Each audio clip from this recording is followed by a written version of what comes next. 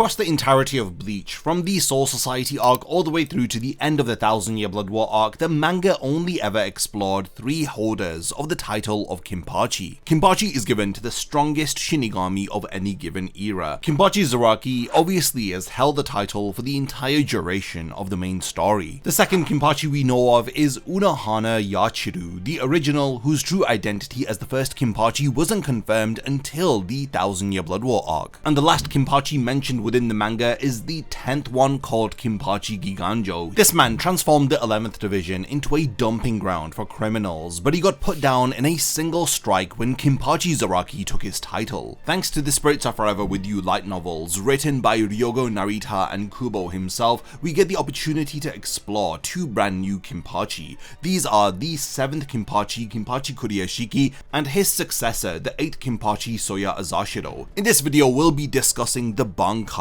of Kenpachi Kuruyashiki, which was the only Bankai in the history of the Soul Society to be officially forbidden or banned by the Central 46 from ever being used within the Seireitei. Lost to time, there were a few other banned Bankai belonging to the incredible individuals who are subscribed to the channel. Only 20% of the people who watch these videos are subscribed, so if you enjoy these Bleach breakdown videos, then definitely hit the bell notification and the subscribe button for even more content just like this. So we begin by trying to understand what kind of a man Kenpachi Kuruyashiki was. If you've seen the sketches that Kubo has drawn of Kuruyashiki, the first thing that you'll notice is that he could easily be Ginjo Kugo's twin brother. It's not known whether if Kubo did this on purpose or if he just defaulted to a similar face shape, but it's impossible to unsee. In terms of appearance, he's built like a tank with his broad shoulders, wild dark hair which goes past his neck, and his chest hair on full display. He also wears a sleeveless captain's coat that makes him look like he's about to brawl at all times. Within Bleach Brave Souls, we finally got a full color rendering of Kuruyashiki. It was the first time that we'd seen him outside of Kubo's black and white sketches, and he looks genuinely incredible. The artwork has his Zanpakuto creatures hovering behind him, and the whole composition is just menacing. Despite looking like a barbarian who could tear you apart with his bare hands, Kuruyashiki was by all accounts a genuinely good person. He was friendly, outgoing, sociable, and beloved not just within his own division, but across the entirety of the Gotei 13. He regularly drank sake with Shunsui and Ukitake as he threw parties and invited other squads along. His closest friend was Shunsui Kyoraku, who knew him better than any other captain in the Gotei 13. His lieutenant was Ashiro Kano. Yes, this is the very Ashiro Kano from the anime exclusive Forest of Menos arc. Kubo did plan for Ashiro to appear in the manga properly, but he didn't have time to include him, so having Narita fold him into the novel as Kuruyashiki's vice captain was a very smart callback. Within the light novel's timeline, Ashiro had already vanished into Huecomundo a few years earlier while chasing a hollow with a small group of subordinates. Both Kuruyashiki and Shunsui talked about him as though they fully expected him to come back alive. Under the leadership of Kuruyashiki, the 11th Division was very different to what we know it as today. It was a respected, disciplined fighting force that took genuine pride in its role within the Gotei 13. The bitter divide between Squads 4 and 11 that we see in the present day story, it didn't exist. After a battle against hollows in the Rukongai, the 4th and 8th Divisions showed up to offer backup, and when they saw the fight was already over and tried to leave, Kuruyashiki forced them to stay and join the celebrations. That's the kind of captain that he was. It was Kiganjo who came later and dragged the division's reputation into the mud by filling its ranks with criminals, so Kuruyashiki really represents this lost era of the 11th Division where the squad was feared for its combat strength but also respected for its integrity. During that battle in Rukongai, the Spirits Are Forever With You light novel gives us a great sense of just how powerful Kuruyashiki was on the battlefield. His Reiatsu was so intense that during the fight it made the masks on the hollows physically tremble. He cut down a Gillian class Menos Grande with a single strike and dismissed it as beneath his interest. His attention was drawn to something far more intriguing: white threads spilling from a crack in the sky that ensnared his Zanpakuto and dragged out a very spider-like adhuchas. But it wasn't the adhuchas that interested him. He sensed something deeper behind the crack, possibly a Vastor Lorde class hollow, and he was actually disappointed when the rift sealed before he could draw it out. He was hunting for a real challenge, and the fact that a Menos Grande and an adhuchas were complete non-events for him tells you exactly where he sits on the power scale. Kuruyashiki's men loved to hype him up for his strength, but he would consistently shut that down. He'd tell them not to forget about Captain Commander Yamamoto or Captain Hikifune of Squad 12, as well as Unohana and the heads of the Kuchiki and Shihoin clans. Kuruyashiki openly acknowledged that these individuals were equal to or possibly even above him. His subordinates would counter by pointing out that nobody else had ever soloed a Vastor Lorde, which he had. He once killed a Vastor Lorde who had cried out Baragan-sama before being cleansed, meaning this hollow was a direct subordinate of the King of Wakamundo himself. And there's also a fun detail where he calls Unohana Retsu Nisan, and he openly admits she's scarier than any Menos when she's angry. Even the Kenpachi was terrified of Unohana, which is hilarious when you know she's secretly the first Kenpachi herself. Whether if Kuruyashiki knew this or not is unclear, but the fact that he instinctively feared her says a lot. He also had a fantastic exchange with Shunsui during the drinking party. Kuruyashiki asked him straight up whether if he thought that he could take down a Vastor Lorde, and Shunsui responds just like how he would, as he states it all depends on compatibility. He could beat a Vastor Lorde but just as easily lose to a Gillian. You never know. Shunsui then asks him whether if it is really okay for them to be drinking like this, because Yamamoto might yell at Kuruyashiki again if he doesn't report back on time. Kuruyashiki himself had this really forward-thinking moment when he predicted that in 200 or 300 years, all captains and even vice-captains of the Gotei 13 may be strong enough to take on a Vastor Lorde. Shunsui joked that they'd have to retire if that happened, and Kuruyashiki laughed, saying he'd probably be dead by then. But he affirmed that it wouldn't matter because the 11th Division would always be led by a Kenpachi. One more thing about his standing, he was apparently invited to join the 0 Division, but he turned it down, as he said that he wasn't suited to protecting a king and hiding away in a different dimension, waiting for an enemy to show up. He also felt that as a Kenpachi, he had a duty to remain available for any challenges to his title. Now, this detail is a bit contentious because Spirits Are Forever With You was written before the 0 Division was introduced in the 1000 Year Blood War arc, and we do later learn that 0 Division membership requires having made a significant contribution to the history of the Soul Society, and it's not just about being strong. It's possible that this was just Narita's shorthand for establishing Kuruyashiki's strength level to the audience, rather than something that holds up against the manga's later world building. But regardless, Kuruyashiki was clearly operating at the highest levels of the Gotei 13. This is the point that Narita is trying to get across to us. Kuruyashiki's Zanbakudo is called Gagaku Kairo, which translates to Corridor of Hungering Music. The Shikai incantation goes massacre the auspicious omens and come into being.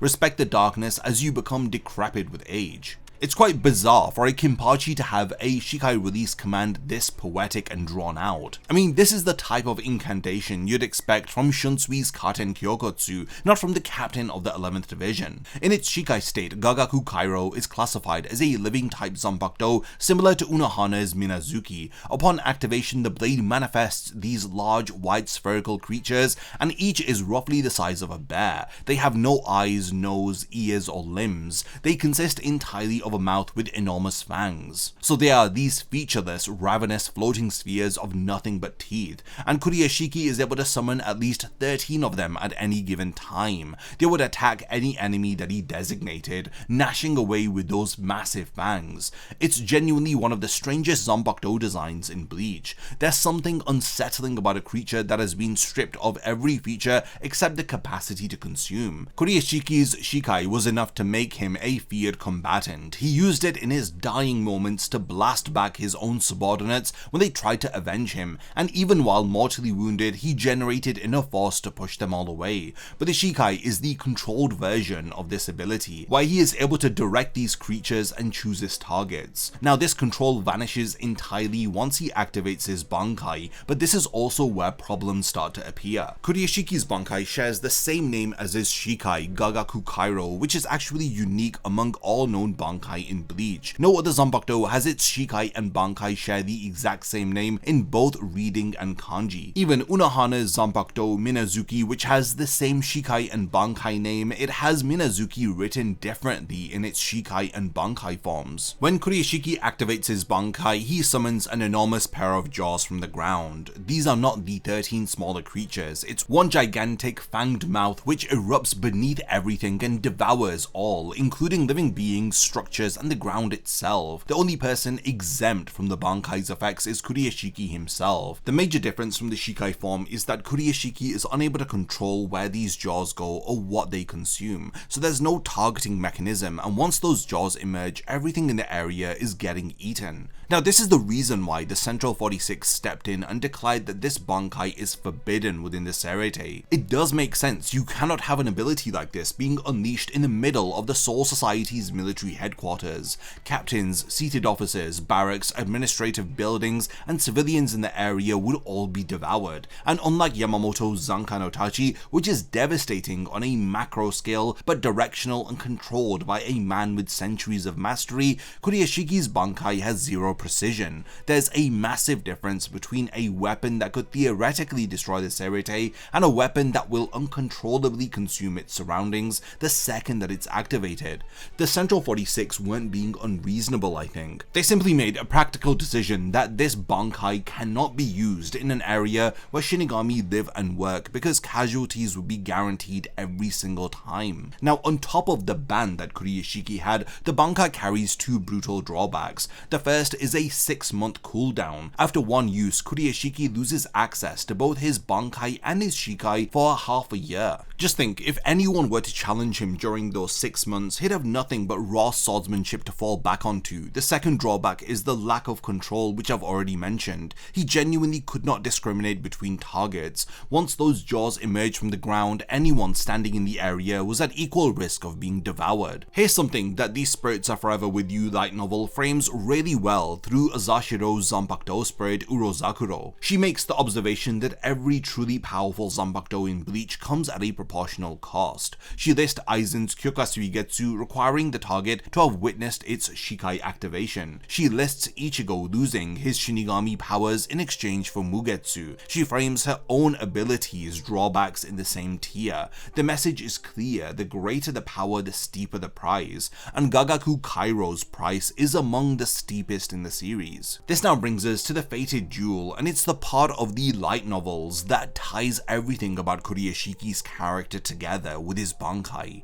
250 years before the main storyline of Bleach, somewhere within Rukongai, the 11th Division had just finished clearing out a wave of hollows, and they were deep into one of Kuruyashiki's drinking parties. During the celebration, a mysterious, soft-spoken young man approached them. He had a very noble look, but wore minimal decoration in his clothing, and even Shunsui, a second son of a noble family himself, didn't recognize him. Beside him stood a woman in a white kimono wearing a strikingly revealing outfit, with two wide leather straps crossed over her face covering her eyes. She was laughing loudly, calling Kuruyashiki by name despite apparently having never met him. The young man politely asked for a moment of Kuruyashiki's time, then calmly announced that he was challenging the Kenpachi to a duel to the death for his title. He stated that if he killed Kuruyashiki in front of his 200 men, he would gain the title of Kenpachi and a captaincy. The 11th Division members laughed off this challenge. This skinny kid didn't even appear to be carrying a Zanpakuto, but Shunsui wasn't laughing. He tried to dissuade the challenger, telling him there were other ways to become a captain of the Gotei 13. The young man shut him down cold, saying he had no interest in small talk. Shunsui noted privately that his response was completely devoid of emotion. He then warned Kuruyashiki to be careful, knowing full well that not carrying a visible Zanpakuto didn't necessarily mean that the opponent was weak. He had known people like Tessai from the Kido Corps who proved this to be true. Kuruyashiki wasn't fazed though. The young man insisted the duel happen immediately, without even waiting for Kuruyashiki to sober up, and Kuruyashiki essentially said that he didn't need to. He'd been Kenpachi for several centuries. He had fought and won countless duels to the death, so he accepted a challenge to the death while half drunk at a party, smiling about it, and he asked Shunsui to serve as the official witness. The 11th Division formed a circle around them, and the moment Kuruyashiki confirmed that all all the ceremonial requirements had been met, blood burst from his body. It was as if an invisible storm of blades had erupted from inside of him. Nobody had even seen the young man move, draw a weapon, or cast a Kido spell. He hadn't even lifted a finger as Kuruyashiki collapses to the floor in a pool of his own blood,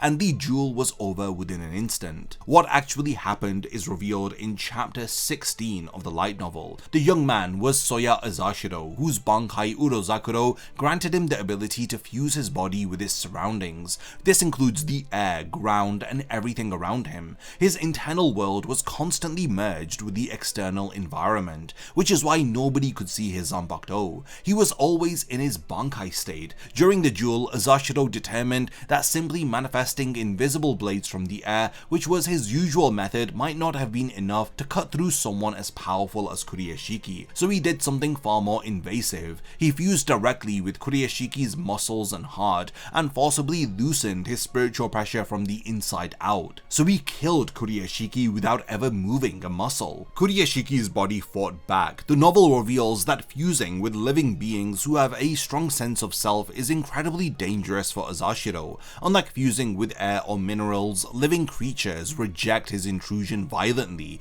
and Kuruyashiki's spiritual pressure was so immense that his body's rejection left severe damage on Azashiro. This was damage that none of the spectators were aware of because Azashiro showed no outward signs of pain. It has to be emphasized that Kuruyashiki was no pushover who got blindsided by a gimmick ability. His spiritual pressure actively nearly wrecked the guy who killed him. The 11th Division members went berserk after the duel. They refused to accept the result, screaming that Azashiro had cheated and that he didn't move, so he didn't fight properly. And as far as they knew, he didn't use a Zanbakuto. They collectively charged at Azashiro in a blind rage, with Shunsui desperately trying to hold them back, but it was Kuruyashiki who stopped them. Despite being mortally wounded and barely able to stand, he somehow dragged himself back to his feet, activated his Shikai, and used Gagaku Kairo to blast his own subordinates away from the fight. He was furious and demanded that they accept his loss and not bring shame to the 11th Division. He then turned to Shunsui and asked him to tell Yamamoto to look after this young man. He expressed his regret that he never got to test his skills against Shunsui and Ukitake. Even on death's door, his thoughts were on the connections that he'd miss. Then Azashiro, looking down at the kneeling Kuruyashiki, says he admits that he may have lost if Kuruyashiki had immediately released his Bankai. He correctly suspected that Kuruyashiki refused to use it because his subordinates and Shunsui were standing right there in the Rukongai with him.